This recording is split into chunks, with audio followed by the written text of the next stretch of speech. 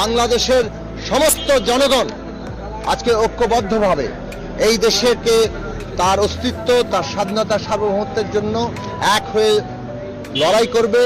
তার জন্য আমরা বলেছি এই ঐক্যের প্রকাশ হিসেবে সারা দেশে একটা দিবসে আমরা জাতীয় পতাকা হাতে আমরা সবাই দাঁড়াবো।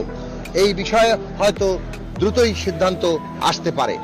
আমরা বলেছি বাংলাদেশের বিরুদ্ধে ভারত সহ অনেক জায়গা থেকেই আমরা দেখতে পাচ্ছি একটা মিস ইনফরমেশন যুদ্ধ চলছে, অসত্যের যুদ্ধ চলছে। আমরা বলেছি সত্য দিয়ে আমাদেরকে এই যুদ্ধ মোকাবেলা করতে হবে। ফ্যাসিবাদ এর বিরুদ্ধে গণতন্ত্র দিয়ে আমাদের মোকাবেলা করতে হবে।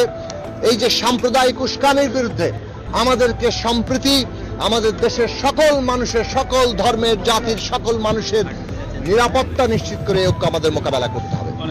আমরা বলেছি একটা ন্যাশনাল পলিটিক্যাল কাউন্সিল কিংবা জাতীয় রাজনৈতিক কাউন্সিল গঠন করা হোক দেশের সকল স্টেক হোল্ডারদের নিয়ে, যাতে করে সরকার বাংলাদেশে জাতীয় ঐক্যের ভিত্তিতে দেশের সমস্ত মানুষকে ঐক্যবদ্ধ রেখেই আমাদের যে ক্রান্তিকালীন রাজনৈতিক পর্ব, রাজনৈতিক উত্তরণের পর্ব, সেই পর্ব পাড়ি দিতে পারে।